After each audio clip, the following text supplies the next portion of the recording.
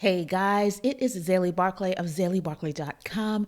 Welcome to the Start, Shoot, Grow, Thrive podcast. I'm so happy to have you here today. I'm really excited because today we're talking about something that is really touchy, and I really want to know your thoughts on it. You may not agree, you may agree. It's a discussion that I see online that people have all the time. And so we are talking about, because you probably already saw the title, how your thirst for being different is stopping you from being successful. And I decided that I had to talk about this because I learned so many lessons from trying to be different. So obviously in today's episode, we are referencing Think and Grow Rich. And I have that book down in the description of this podcast episode. And if you want to learn more about it, so I refer to two different versions of this. And the first one is just Think and Grow Rich by Napoleon Hill. The other is a variation which I personally love, and it's co-authored by Dennis Kimbrough. So it's Think and Grow Rich, a Black choice. So definitely check them out. Game changing for me in my business journey. And I always mention these because that book was life changing to me and my life. So let's get into it. Why do we always feel the need to be different? And I feel like this is for creatives, creative business owners, artists. And I think that it's not only about why do we feel the need to be different, but we use this need to be different and we exercise ourselves from people finding us or knowing who we are and what we do. And so we end up thinking that being different is better. And don't get me wrong, being different is an amazing thing, but I think that we seem to always miss that being uniquely who we are is actually how we can be different. So you don't have to try too hard to be different. Have you ever seen someone who was trying really hard to be different or really hard to stand out and it just ended up translating as corny? Let me know if this has ever happened to you. But I like to think that this is not always the best thing to do, to really try hard to stand out and be different, because I really feel like we are innately different as individuals. And in speaking about being different, I'm going to refer to it in two different ways that I'll talk about as we move forward. But I find that people try to be different so much that they confuse other people, especially when it comes to business. So we know that business is really about solving a problem for someone and getting paid to solve that problem. It's really an exchange. And I feel like in the thirst to be different, a lot of us confuse our audience or the people that might potentially want to buy from us because we want to be different and prove that we are great at so many different things. Have you ever met someone who you ask them, hey girl, what do you do? And they tell you, I'm an artist, designer, lawyer, all those different things at once. Sometimes you'll see this in groups. You'll ask someone a question, or you'll ask people, what do you do? And they list 5 different things. And I think that sometimes we do that in the effort to be different or to stand out or to show people that, well, I'm different because I know how to do all of these things. And when you do that, you confuse your ideal customer as in, so what do I hire you for? Do I hire you to pet sit my cat? Or do I hire you to look at my real estate or to find real estate for me? And I'm just obviously just bringing up thoughts here as we go along. But I think in that thirst to be different or to really stand out, hopefully, we end up confusing people as to how we can really help them as business owners. So that's something that I've been coming across lately a lot. And we're going to talk about how you can actually demystify this or pick that thing, which is one thing that I know that people struggle with in the online space. Picking one thing that you actually want to be known for. I think that it's really essential. And I had to make this decision myself.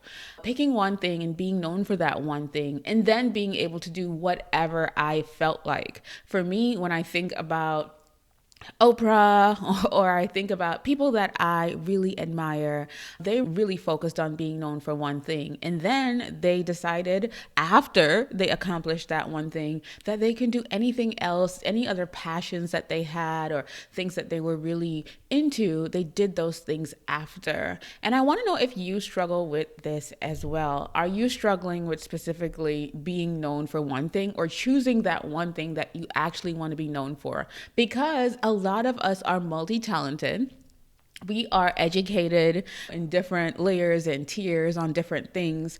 And we go with the fact that we don't want to leave something behind. What if I'm missing out on being the most popular cat sitter if I choose real estate? Or what if what if I'm not the most popular cat sitter and I fail at real estate? And the thing about it is that if you focus on too many things, you never get the opportunity to be known for something specific and then move on. Or if you're focusing on 5 different things that you are doing, it's hard for you to focus on being successful at one thing. And so you end up giving your attention to 5 different things and not tapping into that one thing that you can actually be great at and doing the other things after. And this is a really tough conversation to have, because if you tell a creative you have to pick one thing to stand out at, it's very hurtful, right? Because it comes across like you're telling me to leave other things behind, and I'm passionate about them. And one thing that I had to really learn is I can be passionate, I can be multi-passionate, I can be passionate about different things, but when it comes to my business and the thing that I'm putting myself out there for the most, that needs to be clear, clean cut. It needs to have no questions around how I'm able to serve my ideal client. So that's one thing. So I myself had to pick something. I'm a lover of fashion, style, design, hair, makeup, all of these things. But I realized that I was able to help people the most by helping them get over the fear of getting on camera to sell their products and services.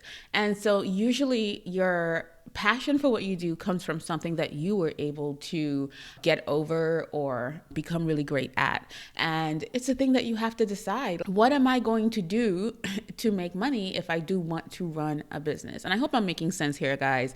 If you disagree, definitely let me know. I want to know people's thoughts about this, because I know it's a really messy topic. Some people tell you you don't have to choose one thing, and I totally get that. But I myself realized that I could not succeed until I picked something and became really great at it. And later on in life, I would love to launch a line of, clothing. I would love to launch a skincare line. I have so many things that I want to do later on. So I spoke about this in one of my live streams some time ago. Look at Rihanna. She got known for singing. She is Robin Fenty, Rihanna, and she became a worldwide superstar and one of the most known pop stars and singers out there. And she used that to leverage into her launching into fashion, into beauty, into skincare. And even though people still keep asking her for that album, guess what? She may not have been able to launch a successful skincare and makeup line if she was not Rihanna. Let's just be honest about it. If she was Robin Fenty in Barbados at 19 years old, wanting to come out and do that, what happens is there was not much leverage. Like, nobody knew who Rihanna was at that time or who Robin was at that time. And so she used her career as a springboard in order to do what she really wanted to do later on. I just want you to take that example of how you don't have to leave the things that you're passionate about behind, because makeup and beauty was something that Rihanna was always very passionate about. I hope I'm making sense here, but I really felt like I needed to share this. Even when we see creatives who are artists, you got to pick what kind of artist you are. Like, what are you really great at? What do you really want to be known for? So being known for different types of art is great. But what about if people knew you for one specific kind of art, and it didn't matter for a time frame, of course, and it didn't matter what they knew exactly what they would be coming to you for. Like I said, guys, this episode is really messy because I'm really passionate about it. So I'm probably rambling, but listen. I'm really passionate about this because I feel like this is a question that I see a lot. This is something that people struggle a lot with. You want to have a successful business, but you're not picking one thing. You're not picking the thing that can solve an immediate problem that someone is looking for. And I feel like it comes from that need to be different, or just to that need to be different. I am great at 5 things, so I'm different and I'm better than everyone else because I'm super smart and I'm multi-talented. And then we end up just not focusing on one thing. And a lot of times I feel like that wanting to be different or sticking to 5 different things and not really being a master of one also comes from fear. So I mentioned this before, and it comes from, I feel like, the fear of picking one and failing at that, when that is exactly what you need to do. You need to pick a thing and fail at it. Like, I picked design early on and I failed at it because I realized no one really knew me. I didn't have connects in the design world. And although I loved fashion and design, hey, I really needed to focus on building my personal brand, and then I can tap back into that kind of Rihanna. And you got to think about it in that way. I even see examples of being different as, going back, and I did fail at that, and that was okay, but now it layers into what I will accomplish in the future, and that's totally fine. But what I was going to say is, I do see examples of wanting to be different by how you name yourself or your business.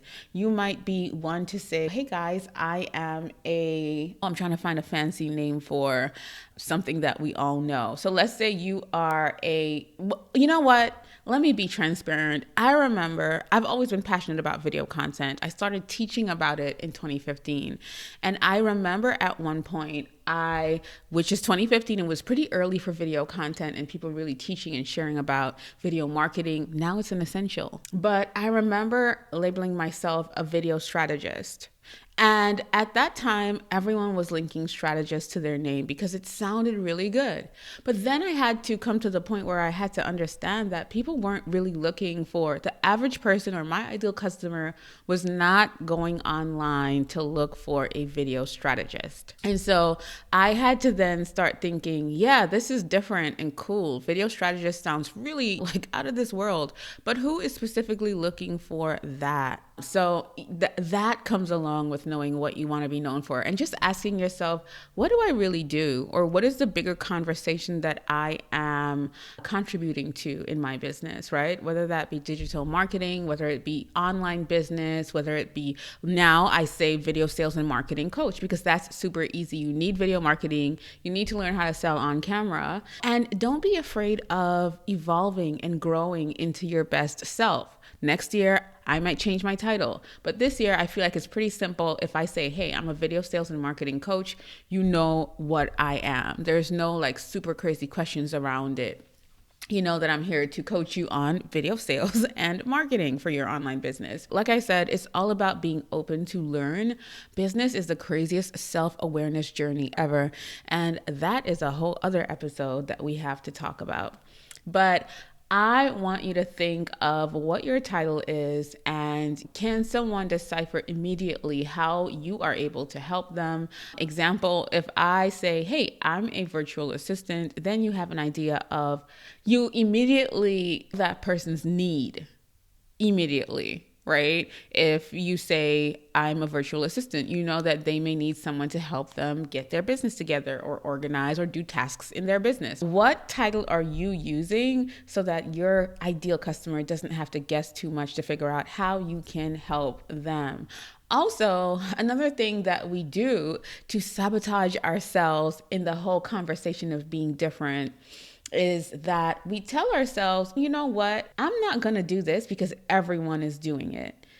And so I had to learn myself, if everyone is doing something, there's something about it that works. And so you have to check yourself in situations like that. Example, I can say, you know what, I'm not doing reels because everyone is doing it. So I'm speaking about Instagram reels.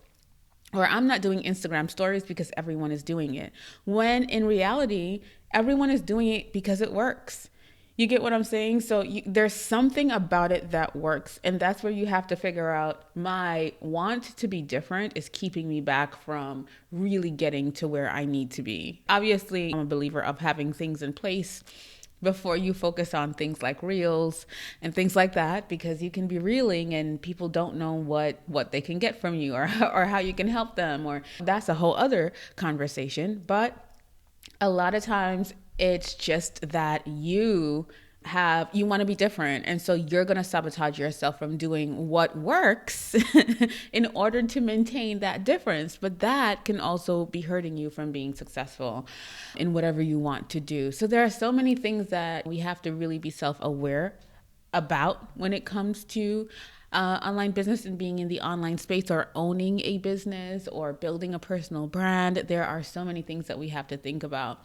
And that brings me to just reminding you that what really makes you different is how you think about yourself and your desires, right? How you think about what you want to accomplish and the action that you're actually taking to accomplish whatever it is. That's really what makes you different. Consistency makes you different because you are always showing up.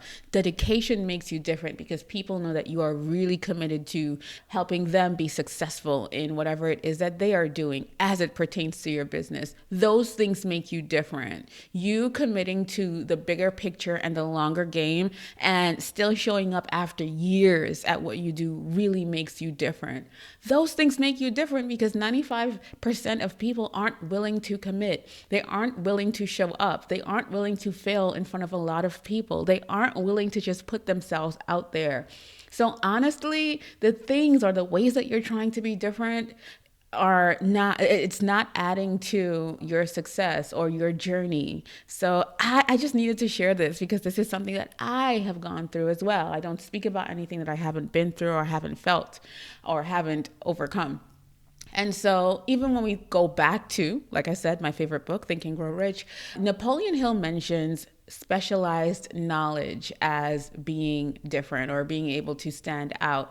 So we have that reference of if you're a doctor and you're a general practitioner, that means that people come to you for every and anything. And then you, being a general practitioner, are able to send them over to a specialist, whether it be a chiropractor or a heart doctor. I can't remember the name right now because I am just on a tangent and trying to get this out to you guys.